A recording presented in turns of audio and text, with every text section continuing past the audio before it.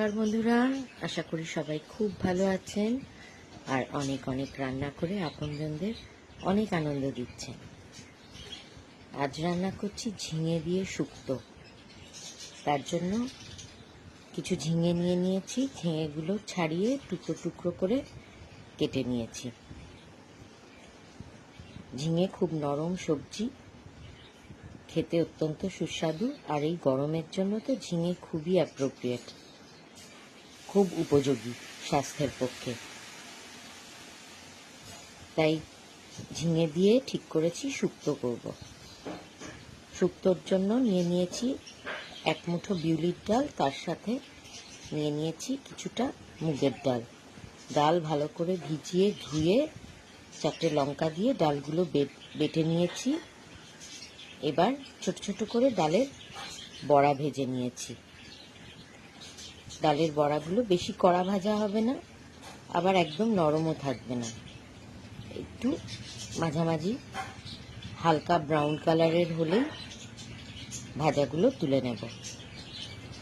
শুক্তোর জন্য সর্ষে ভিজিয়েছি, সাদা রঙের সর্ষে 1 চামচ, আর 1 চামচ পোস্ত ভিজিয়ে রেখেছি। এগুলো বেটে নেব।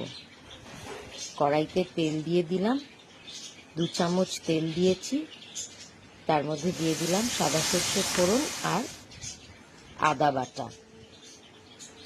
আদাটা একটু ভাজা ভাজা হয়ে গেলে, কাঁচা গন্ধটা চলে গেলে, তার মধ্যে দিয়ে দিলাম ঝিঙের টুকরোগুলো।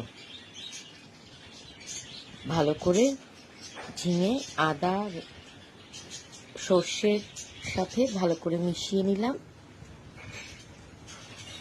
একটু হালকা নাড়াচাড়া করে, খুব বেশি কড়া ভাজা হবে না, আর হিটটা গ্যাসের হিট থাকবে মিডিয়াম। এইভাবে ভেজে নিলাম। সামান্য লবণ দিয়ে দিয়েছি, আর অর্ধেকটা নারকেলের মালা কুড়িয়ে সেটা ব্লেন্ডারে ব্লেন্ড করে নিয়েছি। এইবার ঝিঙের মধ্যে দিয়ে দিলাম সর্ষে বাটা। সাদা সর্ষে 1 চামচ ভিজিয়ে রেখেছিলাম, সেটাই বেটে ঝিঙের মধ্যে মিশিয়ে দিলাম। আবারও ভালো করে নেড়েচেড়ে সর্ষে বাটাটা একটু হালকা রান্না হয়ে আসলে সামান্য একটু জল দিয়ে দিয়ে একটু নাড়তে হবে। এরপরে এর মধ্যে দিয়ে দিলাম নারকেল বাটাটা। আবারও নারকেল বাটা দিয়ে ভালো করে নেড়ে চেড়ে একটু ভাজা ভাজা করে নিতে হবে। তবে সবটাই হবে মিডিয়াম হিটে, তাপমাত্রা বাড়ানো যাবে না।